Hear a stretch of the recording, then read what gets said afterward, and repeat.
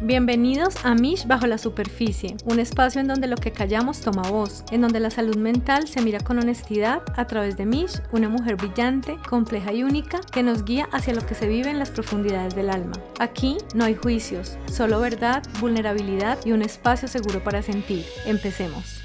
Buenas tardes, bienvenidos a un nuevo capítulo de Mish Bajo la Superficie.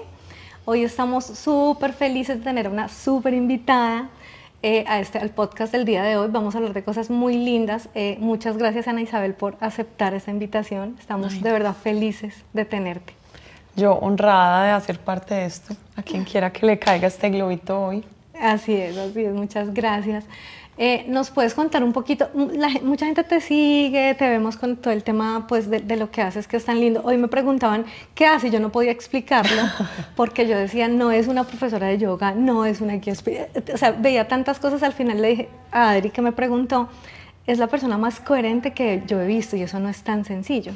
Y te descifro, pues fue mi manera de descifrar cómo te veo. Yo te sigo hace mucho rato y siento que es eso, es esa coherencia desde lo espiritual, desde el tema mental, desde lo físico. ¿Por qué no nos cuentas un poquito quién es Ana Isabel Santamaría para los que no te conocen tanto? Bueno, yo puedo parecer una gran incoherente para mucha gente, no vas a creer, pero desde tu mirada me honra que lo veas así. Para mí la coherencia es vivir según lo que tienes adentro y a eso me dedico. ¿Quién soy? Una mujer colombiana de 41 años que desde muy chiquita soñó con enseñar. Digamos que mis primeros juegos eran de profesora, de secretaria. Yo pensaba que todo el mundo jugaba lo mismo de mamá. Me ponía al bebé a tomar leche, mentiras, me lo metía debajo de la camiseta. Ponía los peluches a estudiar en un colegio, les calificaba los exámenes, me fascinaba. Y después empecé a querer escribir. Digamos que yo he sido una mujer supremamente sensible y yo escondí muchos años mi sensibilidad por miedo. Digamos que esa sensibilidad era socialmente muy compleja porque cuando una persona es sensible es blanda y salir al mundo en la adolescencia siendo blando pues te desbaratan todos los días. Así que mi sensibilidad la compartimenté en la escritura. Afuera era una mujer supremamente fuerte y en el silencio de mi casa, cuando llegaba a las fiestas, de una discusión con el novio, de algún problema con las amigas, escribía y yo leo mis diarios. Era de una niña básicamente que se estaba desbaratando, pero por fuera era súper exitosa, súper buena estudiante, socialmente súper aceptada y eso me fue creando. Yo creo que sigo siendo exactamente la misma. Entonces estudié periodismo y comunicación para darle un poco de solidez a ese deseo de escribir y en la mitad de la carrera me enamoré del yoga y fue la primera vez que sentí que me habitaba al 100%. Lo agarré como mi medicina y como en Colombia no había profes de yoga todavía muchos y era difícil, elegí volverme profesora para ser mi propia profesora porque yo dije, es la única manera en la que me voy a obligar a tener esta medicina todos los días. Y pues al volverme mi profesora me fui volviendo profesora de otras personas, pero el yoga siempre ha sido como la disculpa de muchas otras cosas. Digamos que el yoga no puede ser una finalidad en sí misma porque entonces voy, me paro de cabeza y, ¿cierto? Entonces lo hice con mucho juicio y mucho rigor, muy físico, 10 años siendo profesor de yoga. Y un día toda esta misma dinámica de la profesora, la sensible, ahora asume el rol de mamá que saca a flote esa sensibilidad, volvió y salió y dijo, es que esto no puede ser solo para el que quiera ser acróbata, yo quiero volver a enseñar. Entonces saqué el yoga del tapete y les dije, pues aquí hay yoga dentro del mat porque sigo amando la práctica física, pero quiero que podamos ser yogis fuera del mat. ¿Qué quiere decir eso? Vivir en unión, habitarnos, respirar, no sé, encontrar esa dimensión sensible que todos tenemos. Yo pensé que yo era la única sensible, lo que pasa es que hay gente que la oculta mejor que otras, gente que la lleva mejor que otros. Entonces, dentro de eso, volviendo a tu pregunta, sí, soy coherente en cuanto a que he ido amoldando todas las etapas de mi vida a esa mujer que siempre he sido y siempre seguiré siendo. Ya no conozco otra manera de vivir. Y pues a ratos lo encarno como profe de yoga, a ratos como podcaster, a ratos como conferencista, pero todo se alimenta del mismo río, todo viene de la misma parte. Ok, súper, súper linda, además porque es como lo que te decía, no, profe de yoga, no, ella tiene un montón de matices, lo diría yo. Me causa mucha curiosidad, yo hice contigo algo que se llama el ser completo, que es espíritu, mente y cuerpo, energía y energía emoción. y emoción. Mira, eso es, eso era. Pero quiero preguntarte un poco como ese tema espiritual. Estaba escuchando en esos días tus podcasts, los últimos, y hablas mucho de eso. Es como esa manera un poco disruptiva de ver la espiritualidad, porque es no creer en algo específico, sino que hay muchas maneras de vivir la espiritualidad. ¿Qué nos cuentas un poco de eso? Me agarras muy fresca porque estoy planeando mi curso de espiritualidad que voy a dar esta noche. Y ahora mientras lo planeaba decía cómo, además cuando es online, yo digo, ¿yo a quién me voy a enfrentar? Puede estar el religioso más ortodoxo de la vida, como puede estar el ateo más ateo, ortodoxo en su ateísmo, sí. Porque son furiosos, como con a mí no me meta ideas, cómo me acerco, porque a mí no me interesa convencer a nadie, yo quiero que sientan. Entonces, digamos que la forma como encontré para explicarlo es que la espiritualidad es el río del que se alimenta todo. Y ese río a veces se manifiesta como una flor, digamos que es un río subyacente también, está por debajo de la tierra corriendo todo el tiempo, a veces sale a manera de flor, a veces sale a manera de río, a veces sale a manera de cascada, pero finalmente sin esa espiritualidad subyacente estamos secos, se seca el bosque, se seca la vida, se seca la maternidad, se seca hasta la cosa que creemos que es menos espiritual del mundo, la sexualidad, la sensualidad, el placer, el alimento, porque todo viene de ahí. O sea, la espiritualidad es todo cuanto existe y nosotros como seres humanos tenemos, tú que eres psicóloga, el beneficio y el reto de tener una mente que todo lo quiere configurar, explicar, compartimentar, disolver, explicar, método científico. Entonces nos separamos de la naturaleza, juramos que somos otra cosa, pero en medio de una depresión, en medio de un duelo, en medio de un dolor bien grande, la gente, ¿qué siente? Desconexión. ¿De qué? De la fuente. ¿Y qué es la fuente? La espiritualidad. Si alguien encuentra la manera de practicar su espiritualidad rezando, qué belleza. Si otra persona meditando, qué belleza. Si otra persona caminando, hermoso.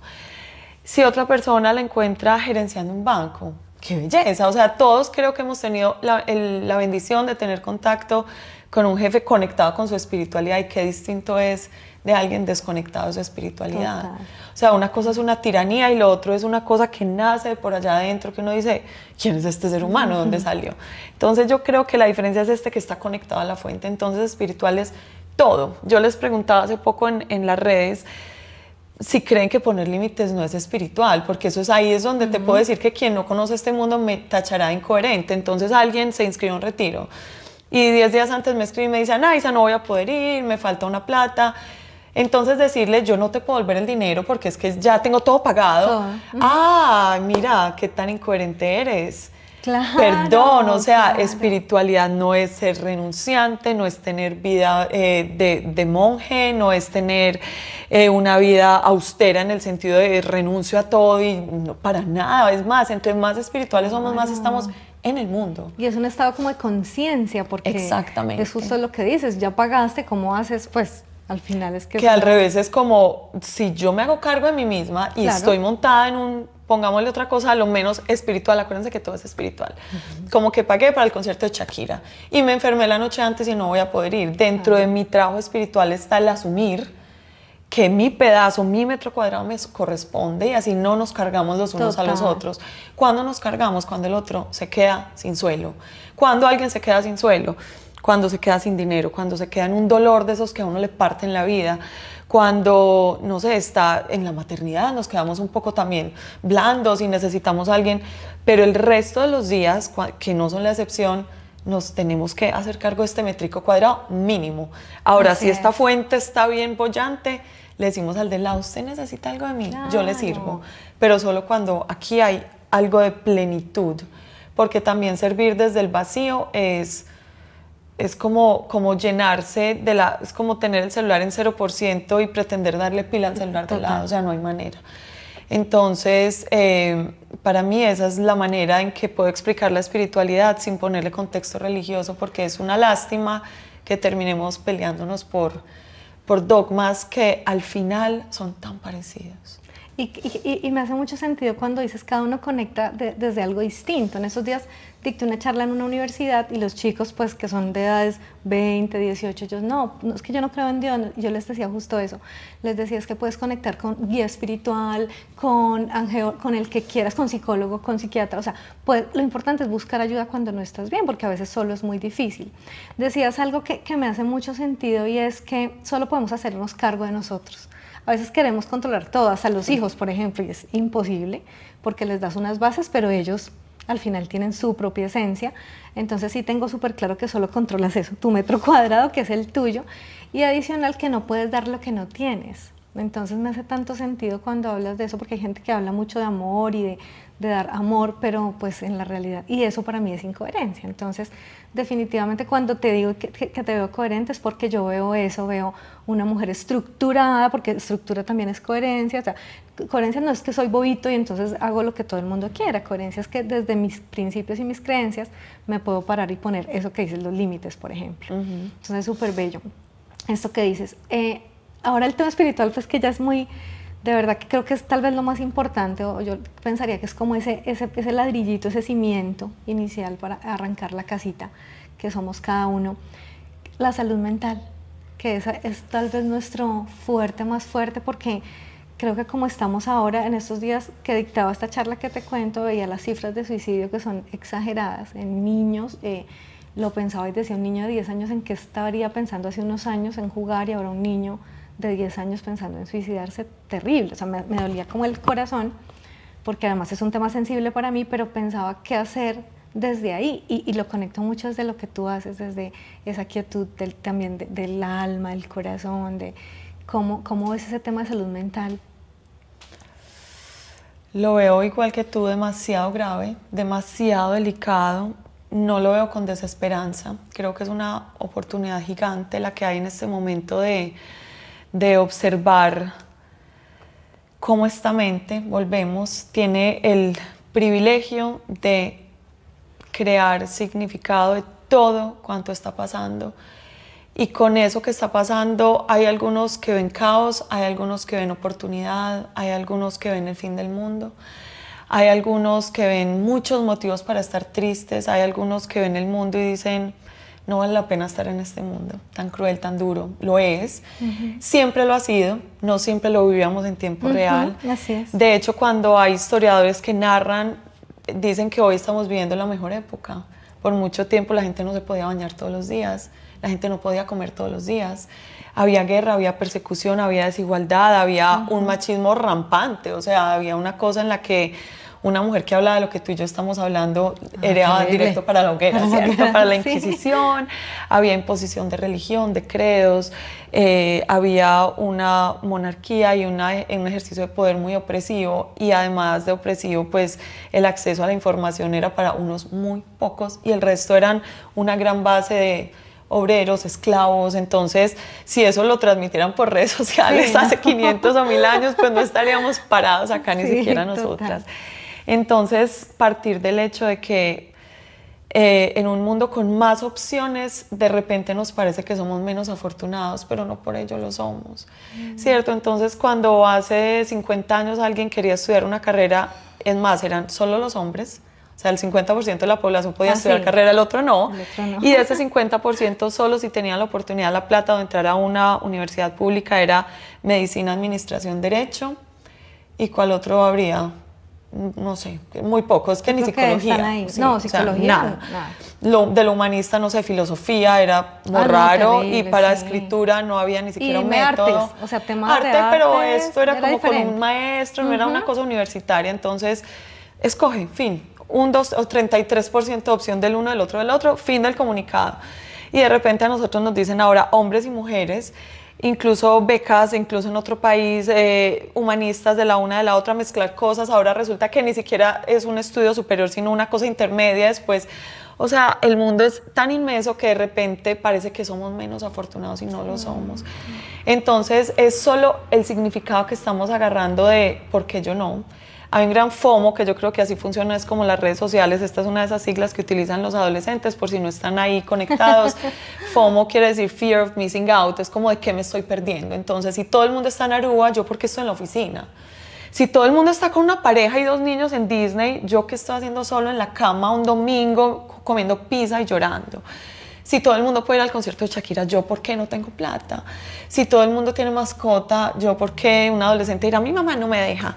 Entonces parece que nuestro mundo es chiquito, es malo, es desafortunado, y no lo es, digamos que siempre lo ha sido. ¿Qué es lo que nos queda? Trabajar con esa mente. Es que no podemos hacer nada más. La gente dice, ay, cambiemos las redes sociales. No solo no van a cambiar, sino que se van a agravar.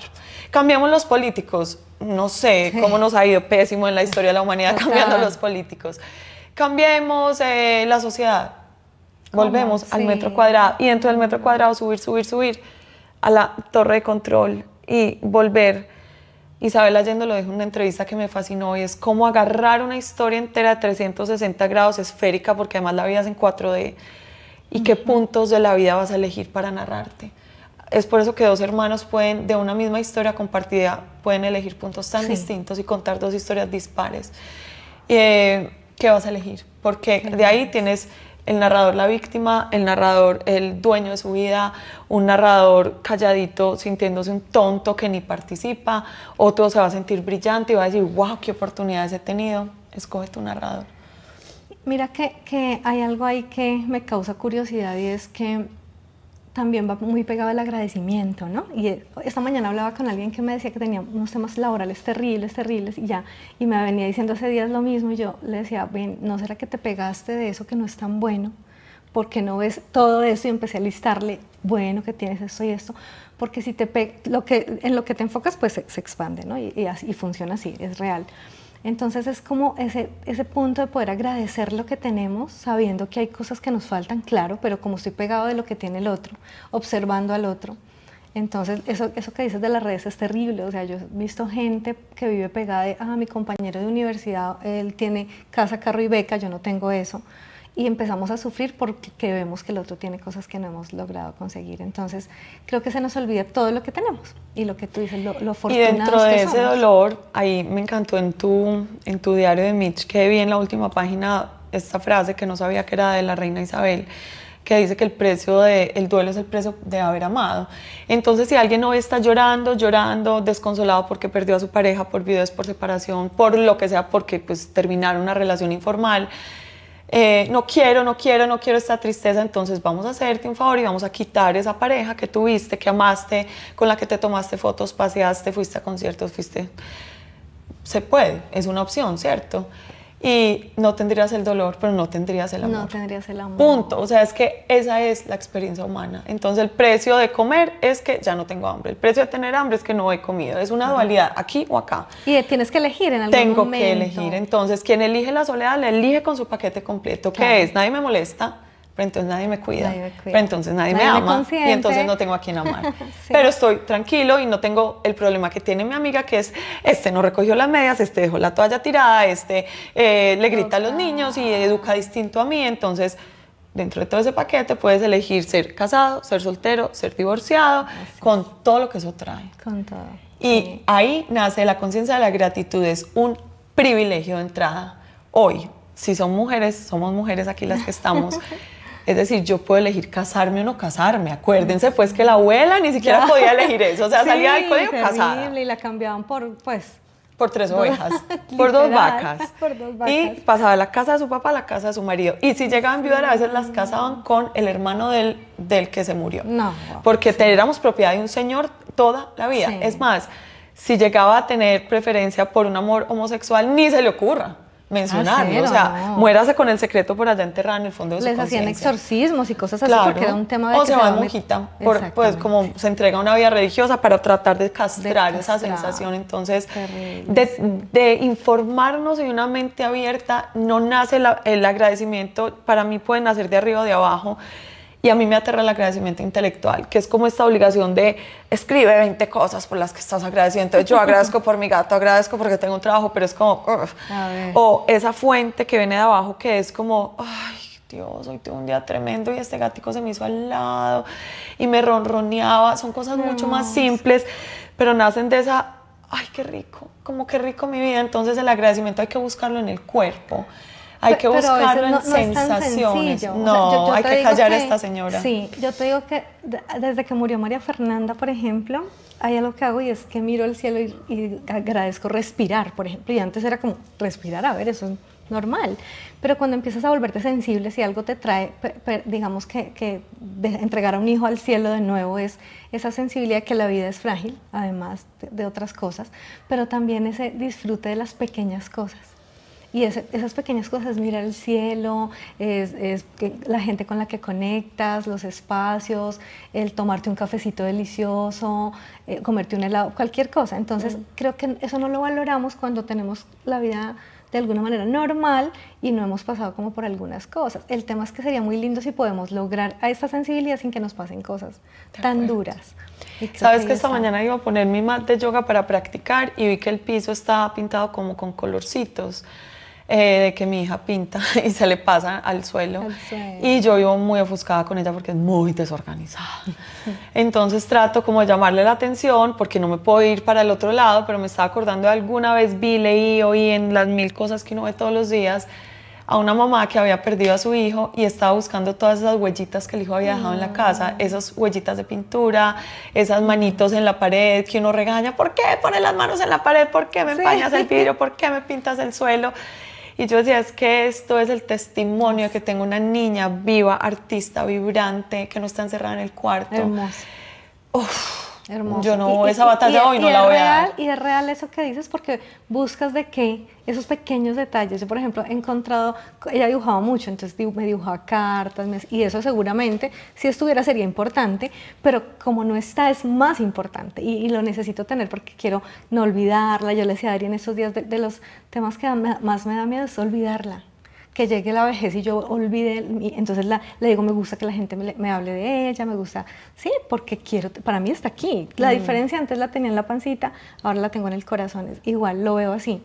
Y tratar digamos, cuando me preguntan qué hace, porque me dicen, es que eres muy valiente, es que no, hay días muy duros, me rompo mucho, me permito vivir el dolor, pero creo que lo que disfruto de esto es que la tuve 26 años maravilloso, soy mi maestra, me retó, pues era una persona retadora. Entonces, creo que es eso, esa capacidad de con esto que la vida, el universo, Dios me puso, poder hacer algo diferente. Y le decía a alguien en estos días, no pude salvar la vida de mi hija, y a veces uno dice psicóloga y no pudo, pero no te diste cuenta, pero sí, habían muchas señales y muchas cosas, pero seguramente en casa a veces es más difícil. Pero sí, ahora creo que parte del propósito es salvar y ayudar a otras personas. O sea, si puedo salvar una vida, una persona que diga hoy no estoy bien y escuché esto que hablas o escuché esto que hablan las personas que invitas y ya me siento mejor, creo que ya lo he logrado todo. O por lo menos ya voy a alzar la mano, sí. Porque nadie se siente mejor con 30 segundos, o puede que sí, pero sostener ese bienestar pues es duro. Pero decir como, uff, aquí hay un signo de alarma, o aquí me estoy hundiendo, o aquí hay un punto de no retorno, o si yo dejo esto aumentar, quizá me coja ventaja. Puede pasar, exacto. Ese instante, uff, quizá por ahí arranque una vida distinta. Y creo que más ahora, ¿no? Que los chiquitos están sobreinformados, que hay tantas cosas, hay que estar constantemente pudiendo tener como esas, como un radar, es como tener una antenita que es capaz de detectar todas estas cosas. Te quería preguntar por el yoga vinculado a la espiritualidad y a la salud mental. Yo te cuento y voy a ser muy honesta, le decía a Adri, ahorita con el tema del peso menos, o sea, no es tan fácil, nunca ha sido fácil para mí, lo he intentado como así de a poquito y que dije, me voy a comprar una membresía de Anaísa y voy a intentarlo, tengo que poder hacerlo. Pero más que eso, siento que ese tema de calma, que eso sí lo hago mucho, meditar y estar y sentirme aquí en el presente. ¿Cómo vinculas eso, el yoga, lo que haces con todos los temas de espiritualidad y salud mental? ¿Dónde está como esa conexión? Bueno, el yoga físico, me imagino que va por ese lado de la pregunta, es una visita obligada al cuerpo, es una de las prácticas más incómodas. Mira, yo juego tenis, yo corro, yo hago de todo porque yo soy súper activa y yo amo mover mi cuerpo, pero son dos cosas distintas, moverlo en este esquema en el que yo a veces no tengo ni que pensar, entonces si no tengo que pensar en correr, pues mi mente se va a hacer lo que le gusta hacer a ella, a rumiar, a inventar, a responder lo que no pudo responder en su momento, bueno. Pero el yoga te obliga a estar ahí, si tú no estás ahí te caes de la postura de equilibrio, si tú no estás ahí, no funciona, entonces es tan duro que obliga a la mente a habitarte. Al menos en ese rato, en esa hora y media, no hay celular, no, es tu cita con tu respiración, con tu incomodidad, con tu estado actual. O sea, tu cuerpo hoy obedece a tus hábitos de hoy para atrás. Si está rígido, si está oxidado, si está dolorido, si está con sobrepeso, si está muy flaco, o sea, si está fit, lo que sea, bien o mal, como sea que lo califiquemos, corresponde a tus hábitos. Entonces es, qué rabia, uno empieza, es que esta profesora, o sea, uno pelea con el mundo entero en cada clase de yoga, pero finalmente hay un momento de rendición en el que la mente dice, ya entendí que aquí yo no soy la que mando, se va como para la parte de atrás de deja que otra persona sea el chofer de esa práctica, y hay un momento en el que el cuerpo empieza a mandar la parada. Y pasan cosas muy irracionales y no pasan todas las veces, no pasan todas las prácticas, pero hay días que salen lágrimas de la nada y tú ni siquiera estás triste. Hay catarsis, hay liberación, hay rabia, hay otra cosa muy bonita, y es que el cuerpo es tu primera patria. O sea, tú antes de habitar la ciudad donde naciste y el país donde naciste, tú habitas tu cuerpo. Pero hay gente que hace como en los países normalmente hacen, y es que solo están en la ciudad capital, y la ciudad capital es esta señora, entonces se nos olvida que está Putumayo y que está por allá Bichada. O sea, es que hay esquinas de tu cuerpo que no conoces, y tú le dices a alguien que está en plena clase de yoga, sube tu brazo derecho, y no sabe dónde queda el brazo derecho, sube el brazo izquierdo, estira el brazo es así, no, ¿dónde está esa soberanía que ejerce sobre tu cuerpo? Al tú empezarlo a ejercer, el prana, la energía vital que nos habita a todos, de la que estamos hechos, empieza a mover, empieza a soltar bloqueos y empieza a ver estas manifestaciones espontáneas de emocionalidad, mucha risa, mucho cansancio, mucho dolor, y uno dice, yo no tenía este dolor me lo dio el yoga. No, te hizo consciente de ese dolor.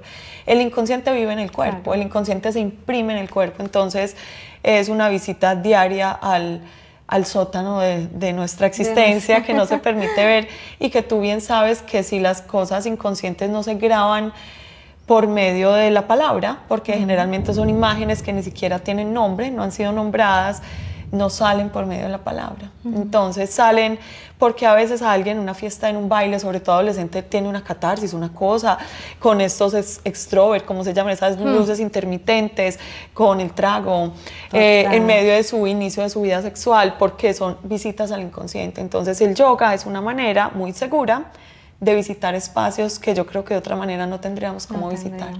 Entonces esto es profundamente espiritual, porque es como me hago florecer mi propia vida. Hermoso, hermoso eso que dices, porque a veces no se ve sino como eso físico. Parece. Y además es terrible, ¿sí? ¿Cómo se paran de manos? O sea, ¿cómo lo logran? Sí, necesitan obviamente una fuerza mental y física única. Y sabes qué, determinación. Cuando decimos un guerrero, es un guerrero interior, o sea, es el guerrero que yo tengo adentro. Es que la incomodidad es la misma. Entonces la gente dice, es que como para ti es tan fácil. Yo les digo, 20 años haciendo yoga y todavía no ha habido un día en que sea fácil. Hay días que es fluido, hay días que me siento liviana, hay días que me siento una roca. La diferencia está en el guerrero que tengo adentro, está muy entrenado. Y ese guerrero lo uso fuera del mat. Entonces si alguien está detrás de mí pegado con el pito, es lo mismo que cuando estoy madreando a la profesora con los brazos que se me van a caer. Y no hay respuesta inmediata. Claro que la hay, esto no es un cinturón de castidad, claro, nada que ver, pero es un ¿qué hago con esta emoción? ¿Qué hago con esta ira? ¿Qué hago con este cansancio? ¿Y qué hago con estas provocaciones que aparecen todos los días, a todas las horas, en la pareja, en la maternidad, en el trabajo, con el jefe, en el ejercicio de poder? Como decía Víctor Frankl, entre el estímulo y la respuesta hay un espacio, y en ese espacio vive tu libertad. Y lo que hace la práctica física de yoga es ampliar ese espacio, porque me vuelvo un observador. Y observo casi como, parece cínico, pero no es. Termina. Sí. ¿Me vas a decir algo más? Obviamente la ira está ahí lista para responder, matar, porque todo sí, exacto. Pero mira, si te respondo en ese momento, te mato. Y no quiero, y no debo. Hablamos otro día. Con la misma ira. No, es igual a tu ira, a la ira del reptiliano más reptiliano, es igualito a la del pitbull que quiere agarrar a su presa y morderlo y degollarlo. Así. Pero lo que cambia es, yo sé lo que vale en mí, no en ti ni siquiera, ese dejarme llevar. Mañana lo conversamos. Y siempre mañana hay una respuesta distinta, pero no porque yo me castre, tú lo sabes, es porque ni porque me controles, porque no vale la pena. No vale la pena.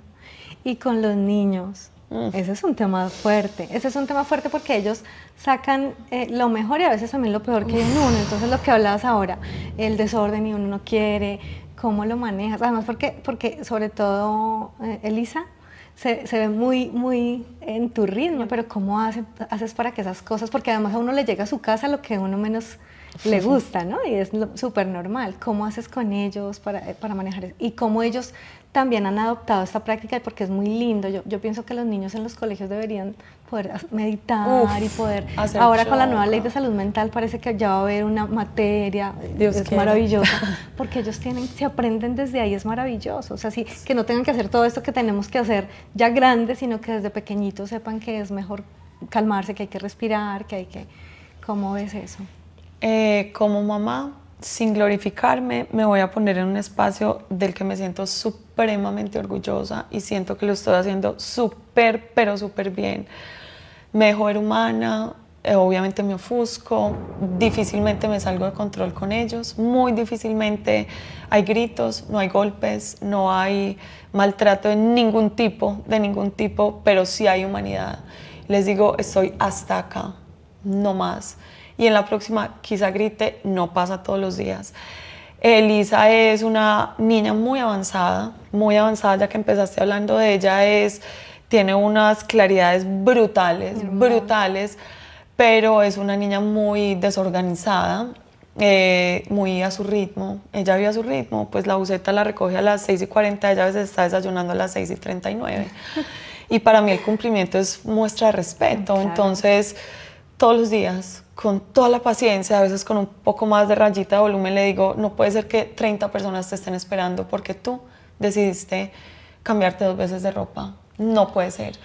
Y deja las cosas tiradas y hay días que se las recojo con mucha paciencia, hay días que espero que llegue y se las muestro, hay días que le digo que eso va a tener consecuencias, que va a perder privilegios porque pues estoy cansada de recogerle todo, que nadie se tiene que hacer cargo de su desorden porque ya de 10 años ella tiene piernas, tiene brazos, alcanza, tiene banquita, se puede montar, puede colgar las cosas, lo puede hacer pero no le provoca o pues no es su prioridad.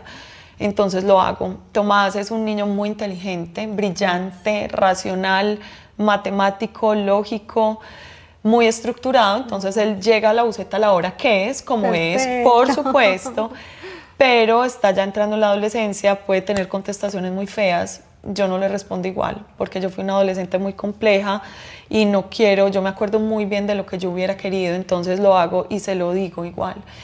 Pero antes que todo eso y todo el tiempo que no estoy corrigiendo, estoy amando activamente y les pregunto, ¿ustedes se sienten amados por la mamá? Ay, qué hermoso. ¿Hay algo que podríamos hacer distinto? ¿Les gusta cómo estamos viviendo? Y cuando los veo, por ejemplo, que se enfrentan esta semana, Tomás le hablaba muy feo a Lisa y lo llamé a un lado y le dije, ¿cómo es el ambiente en tu colegio? Y me dijo, muy complicado, ellos están en esa guerra de poder, del popular, bueno.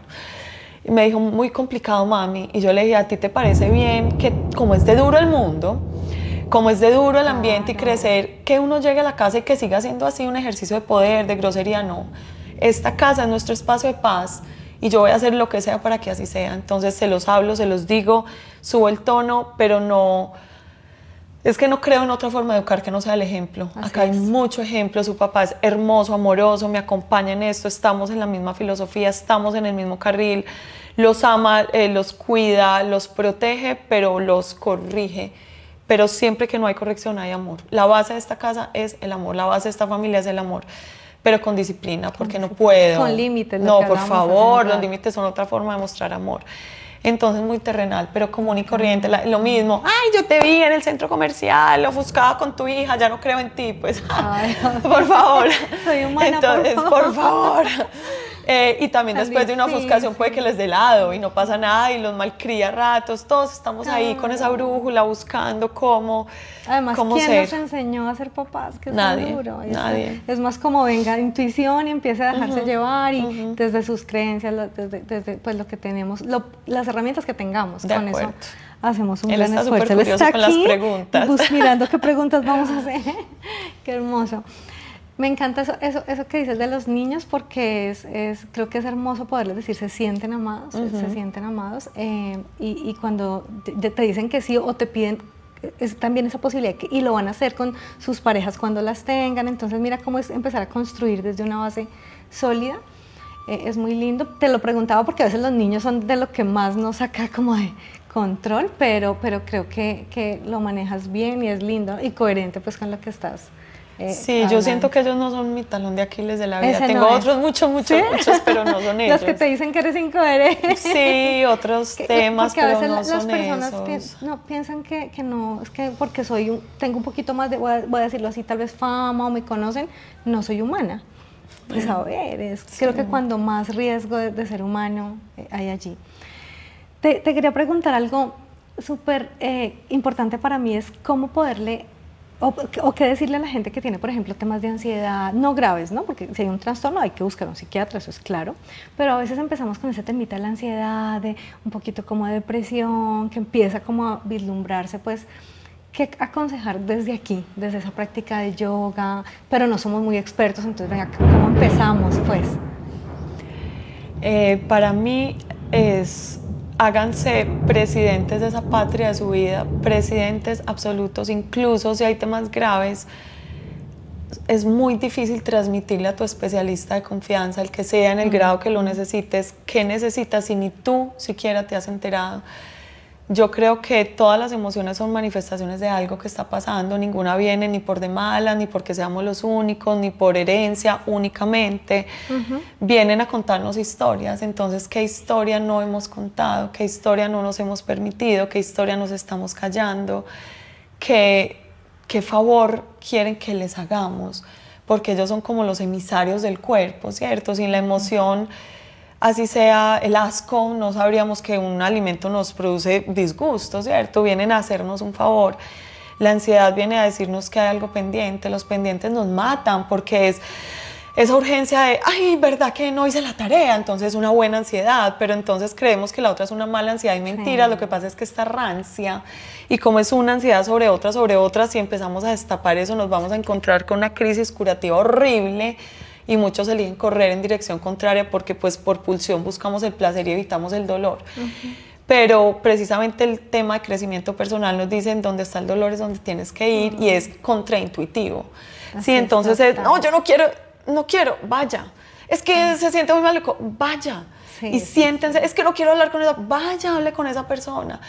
Es que yo no quiero decir la verdad porque vaya y diga la verdad. Así es. Y es que y lo que libera eso. Lo que libera, pero no es gratis. No, o sea, el precio a pagar es el ratico maluco, la honestidad radical, la conversación inmunda, la toma de la decisión, el soltar un trabajo y quedarte con un salario más chiquito.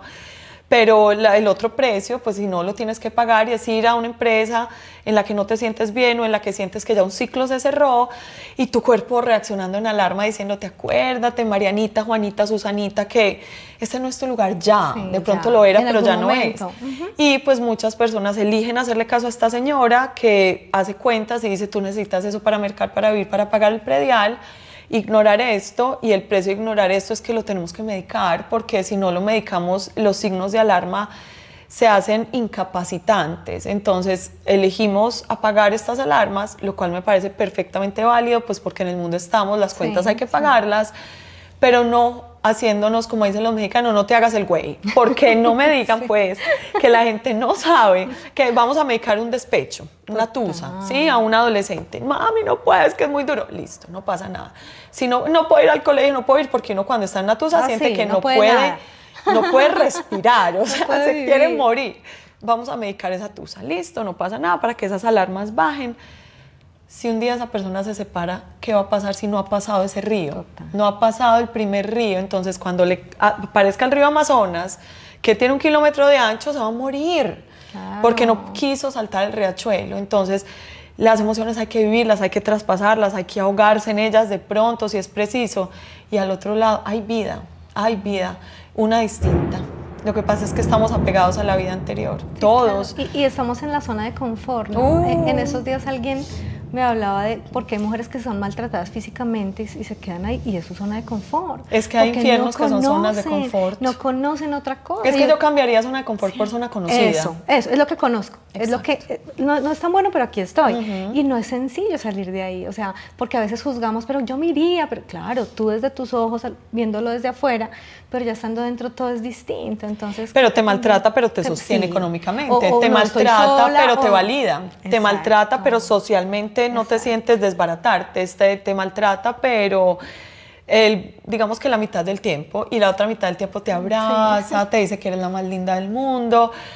Pues cuando no queremos pagar el precio de sostenernos a nosotros mismos económicamente, de caminar solo por la calle, ir a una fiesta solo, de pedir un taxi, un Uber a la 1 de la mañana en una rumba, no queremos pagar el precio de decir sí, soy separada, no queremos pagar el precio de perdernos ese 50% de te amo, estás hermosa, divina, espectacular, entonces elegimos pagar el otro 50%, el cual es horrible. Y no lo justifico ni para un lado ni para el otro, pero es una realidad que sin ponerle significado emocional es lo que es. Okay. Y además tú eres el dueño de tus decisiones. Yo creo que la vida es eso. Alguien que conozco decía que la vida es el precio que pagas por las decisiones que tomas, y es real. Entonces tú decides, y me hace tanto sentido, tú decides si te quedas acá con esto y rechazas esto, porque no puedes tenerlo todo. Y las personas que a veces van al psicólogo a cambiar a su pareja es que yo quiero todo menos el maltrato. ¿Cómo lo convencemos? Primero, no lo vas a convencer. Segundo, tiene que ser él el que busque ayuda, porque sin tocar fondo nadie cambia. Tercero, esa pulsión va a estar. Puede que la domine, puede que lleguen a una negociación. No creo que por las buenas, porque se necesita un fondo muy fondo para transformar a una persona que su ira la convierte en agresividad, en un chispazo, pues. O sea, no creo que cambie en un día. Lo que sea, económica, violencia de todo tipo que la hay. Entonces, es que yo amo a mi hija y quiero todo de ella menos su desorden. No, o sea, ella puede cambiar, seguramente lo va a madurar, pero te toca amar entero, con su caos, con su desdicha, con su adolescencia, y bueno, ajá, como dicen los barranquilleros, ajá, le tocó. Tal cual. Pero es eso, creo que eso es lo que somos, ¿no? O sea, luz y sombra un poco. Y muchito. Es amar, muchito, y es amar eso y amar eso de los demás, porque a veces somos muy exigentes. Como pareja, hablaba con alguien de eso en estos días, y es como pareja a veces queremos que sea perfecto, entonces voy a buscar otro que sí sea, pero resulta que es, por ahí dicen, el mismo infierno con diferente diablo, porque al final te va a llegar eso que necesitas aprender, y si no aprendes a transitarlo, vivirlo, a entender cuál es el aprendizaje, se va a repetir. O se repite para el otro lado y dice, no, estoy en los gloriosos, es muy distinto si contar. No, no tira la toalla como Mario. Mario me tenía loco. Entonces, una personalidad más estructurada, porque los organizados somos más estructurados. Y los más organizados y estructurados, que pueden ser más irascibles, más neuróticos. Entonces, ahora pasas tú a ser la desordenada. De repente dejaste un lapicito mal puesto y se te voltea el catapis y te dicen, ¿por qué dejaste, Juanita, el lápiz mal puesto? Y no, me están dando de mi propia medicina. Tal cual, pero creo que hace parte de eso, ¿no? Esa es la vida, y es muy lindo. Yo quisiera que le dijeras, mucha gente que nos ves es gente joven, o sea, adolescentes, de lo que te contaba, que a veces dicen no quiero más, no le hallo sentido, que les dijeras algo como, pues, además porque eres mamá y tienes esa sensibilidad hermosa, y yo siempre les digo, la vida es la única opción, o sea, no hay otra. Hay posibilidades, sí, a veces no se ve tan linda, pero si buscamos por los laditos vamos a encontrar ese lado hermoso, porque la vida, aunque es dura, que es real, también es bella, es hermosa. ¿Qué le quisieras decir a este público? Aquí hay de todo, pero sobre todo a esos jóvenes, a esos niños que están pasando esa adolescencia, que no es fácil, que están en la tusa, que tienen esos primeros amores y que a veces ven la vida un poquito gris. Te voy a dar una opinión muy impopular, y es que acabas de decir que la vida es la única opción, y tu hija te demostró que no es la única opción. Morirse es una opción, renunciar es una opción, pero yo, dentro de todos los aprendizajes, sobre todo los últimos años, que he visitado todas las estaciones emocionales, Dios mío bendito, los sótanos del infierno, todo lo que hay para visitar, te digo que yo no le tengo miedo a la muerte, porque es que la muerte es el game over. O sea, en la muerte ya no hay emoción, ya no hay nada. Renunciamos al dolor, pero renunciamos también a lo lindo, ¿cierto? Entonces, claro que lo asustador es vivir.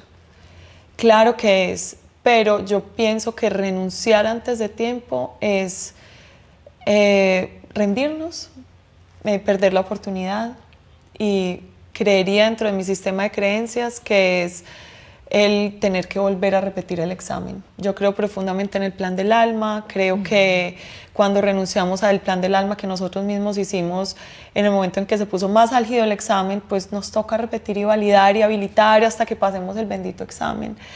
Que hay pruebas muy duras, que conozco demasiadas pruebas duras. Yo conozco personas que han perdido a toda su familia, personas que salen del closet. Hay muchos closets, pero digamos, hablemos del de la homosexualidad, y su familia lo destierra, lo deshereda, lo insulta, lo acaba, lo obliga. Conozco personas que han perdido todo lo material y se mantienen ahogados, como pegados de acá del cuello. Conozco personas que han vivido en la guerra, conozco personas que tienen guerras personales que no se notan, y conozco personas que han salido de todo eso. Imagínense, o sea, hay luz en todos los túneles largos, estrechos, profundos y oscuros, siempre. Y lo más hermoso es que al otro lado hay unos seres humanos distintos. Tú te despojas de todo, de la pendejada, del ego, del disfraz, del que dirán, del que no dirán, de todo lo que nos aferramos. Entonces estamos nadando el río Amazonas, ¿cierto? Porque acuérdense que ya en las cosas de adultos y de la adolescencia para arriba ya no son charquitos, ya son cosas. Para otros era, no, pues ese es su charco, ese es su río, ese es su dolor. Para esa persona ese es el fin de su mundo. Y uno quiere nadar el río Amazonas, que saben que tiene 1 kilómetro de ancho, con la casa, el carro, la beca, el pony, el gato, la bicicleta, y la crisis te va diciendo, amiga, si usted quiere sobrevivir, tiene que soltar. Y uno empieza por soltar, suelta amigos, suelta bienestar económico, suelta estado de dicha, suelta como esa fantasía de Disney de que la vida es perfecta, y suelta y llega al otro lado, desnudo, famélico, escuálido, muerto de cansancio, ahogado, deprimido, sí, llega, pero llega. Y en ese, porque digamos que la primera vida nos la da la mamá cuando nos pare, nosotros, la segunda vida nos parimos a nosotros mismos, y en ese renacer no hay casi nada de lo que creíamos que era valioso para nosotros, pero de repente hay una nueva vida y uno dice, ¿yo qué quiero hacer con esta vida? Y esa ligereza es, cada uno decide si lo es o no lo es la gran oportunidad. Todos los seres que han pasado por ahí son mis seres favoritos. Hay una conversación distinta, hay un cero juzgamiento, porque tú en el dolor te vuelves más humano que nunca y no te atreves a juzgar los procesos de otras personas. Hay humanidad, hay amistad, hay sororidad, hay perdón automático. Es más, el perdón parece egoico, porque uno dice, ¿quién soy yo para perdonar? Hay entendimiento, hay, con los que te decían escépticos de Dios, hay una conexión con algo infinito, con absoluto, algo que te recoge en el momento que uno dice, me rendí, que me lleve este río, yo no quiero más. Alguien te empuja hasta la otra orilla y uno dice, ve, todo el tiempo se trataba de eso y no me había dado cuenta. Tanto luché y estaba Ave María. Entonces es una nueva vida, y nuevas vidas, puede que hayan otros ritos más esperándonos, pero hay un precedente de, si yo no me ahogué en ese río, yo no me voy a ahogar. O sea, vuelve a doler, vuelve a molestar, vuelve, pero ya hay una cosa distinta. Entonces yo les recomiendo que se regalen esa segunda vida. Y haces elecciones diferentes y pierdes amigos, te quedas más solo, y hay otra, es una etapa diferente, pero sí es lo que tú dices, es como es una nueva vida, que además uno atesora, ¿no? Porque es distinta, porque que dices de cero juicios, me parece hermoso, ya no te importa el otro cómo se viste, cómo está, no importa nada, no importa nada. Obviamente hay creencias y hay cosas que se comparten, pero ya no importa tanto el otro, si trabaja allí o si se gana tanto dinero, cuántas casas tiene, porque realmente lo esencial empieza a ser distinto. Entonces me encanta eso que dices, y agradecerte. Yo creo que, Anaísa, más que esta conversación, yo creo que la gente va a poder verte y va a entender que es que eres humana, porque a veces es, ay, no es que es perfecta, es que no es perfecta, tiene una vida, pasa por emociones difíciles, todos las pasamos, pero a veces nos olvidamos, como estamos mirando el otro, nos olvidamos de que todos tenemos cosas hermosas que atesorar, y yo creo que esa es la invitación que queremos hacer hoy, es atesorar, cuidar esto, claro, el tema espiritual que es hermoso, el cuerpo que es demasiado importante, pero sobre todo pedir ayuda cuando sea necesario, creo que hay muchas formas ahí, la que quieran, y esta por ejemplo me parece hermosa, poder conectar desde como todo integralmente. Sí, no solamente voy aquí al psicólogo o voy al psiquiatra para que me medique y luego me quitan.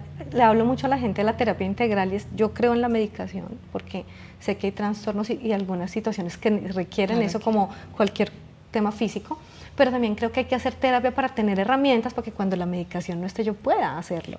Lo que tú o así dices, esté, pues porque hay medicaciones que sí toca para toda la vida, pues al mismo tiempo hay flotado orinado, y me voy a la orilla y con esa orilla hago vida, porque si no es como el victimismo de nosotros, los que no podemos nosotros, los enfermos nosotros, los bipolares, y una cantidad de etiquetas que no es con eso, es a pesar de eso, es con eso y todo. Entonces, sea que sea medicación puntual, sea que no la necesiten, o sea que la necesiten para toda la vida, es una de las 1000 ayudas que tenemos que buscar. Y yo siempre les digo, pues como a las personas que me consultan y con las que converso, es todo se vale, y es mi filosofía, todo se vale si no dañas a nadie. O sea, que si me quiero abrazar el árbol, que si quiero caminar descalza, que si haz lo que te haga sentido, y a todo el mundo, sobre todo en el proceso de duelo se pasa mucho, porque hay mamás que dicen yo llevo 3 años, llevo 6 años y no lo logro, y nadie se tiene que dar tan duro en ningún proceso, cada proceso es único como cada persona. Entonces creo que acá lo esencial es buscar siempre ayuda, al otro lado siempre hay alguien que nos puede dar la mano, y a veces encontramos el camino en lo que menos esperamos. Quiero agradecerte mucho este espacio, para mí tiene mucho sentido porque tú me sacaste de ese, digamos que esa noche oscura del alma en algún momento, yo te empecé a seguir desde ahí y ha sido constante, te sigo, te admiro y me gusta, y te lo decía y lo reitero, es como tu coherencia. Entonces creo que quién más que poderle hablar a los jóvenes y a la gente de cómo poderlo hacer y también cómo empezar a cuidar todo lo que somos en esencia como seres humanos. Ay, hermosa, entonces agradecerte mucho este espacio. A ti y a todos, y decirles que cualquiera que sea la ayuda, que la tomen como si fuera una pastilla y se la tomen muchas veces a la semana. Entonces, si es el deporte, muchas veces a la semana. Si es visitar su iglesia o su sinagoga, muchas veces a la semana. Si es su amigo de confianza, su mascota, su yoga, no es una cosa puntual, no es una cosa de momento, no lo suelten cuando estén bien, porque no sabemos cuán delicados son esos estados de recuperación. Agárrense a su medicina del cuerpo y del alma y tómenla, y tómenla, y tómenla, y que la soberbia nunca nos gane de creer que podemos solos. Nadie puede solo, somos una red enorme, interconectada, y a veces pedir ayuda también salva a otros, porque se vuelve tú también, yo también, estamos juntos en esto. En esos días, en la charla que te digo en la universidad, los chicos me escribían, porque fue virtual, y los chicos me decían, hoy era el peor día de mi vida, yo también me he sentido de esta forma, y yo decía, wow, o sea, poder que alguien pueda decir, no me siento bien, hoy no me sentía bien, era el peor día de mi vida, porque a veces también, pues tú sabes que ellos magnifican un poco, pero se sentían muy mal, y poder decir, no, hay otras opciones. Entonces, hablar salva vidas definitivamente, poder decir, me siento de esta manera, busquen su lugar seguro, busquen su núcleo, su red de apoyo, eso es clave, yo creo que eso ayuda mucho, pero también nosotros, los que estemos viendo a las personas con las que fijémonos en eso, cómo está mi pareja, cómo están mis hijos. Estamos muy enseñados ahora que los adolescentes se encierran en su habitación y no salen por horas, y es que él es apático, pero venga, no sucede tanto así, es más conversar, es poder tener conversaciones de valor y poder tener como espacios de calidad para poder identificar esas señales. Entonces, que así sea, y que podamos ganar el examen, por favor, el examen de la vida, y nos ganemos la beca al final de la vida, y no nos perdamos de nada. Hay mucho por vivir, tan rico la vida, luz y sombra. En la luz vamos a decir, siquiera lo logré. Y cuando pasas ese lado no tan chévere, también es muy lindo, porque lo logré. O sea, esto no fue tan fácil. Hay una sensación de heroicismo, de fuerza, muy hermoso. Así es, Anaísa, mil gracias. Mil gracias a ustedes por estar acá. Nos vemos en el próximo episodio. Síganos en las redes. Estamos en YouTube y en Spotify.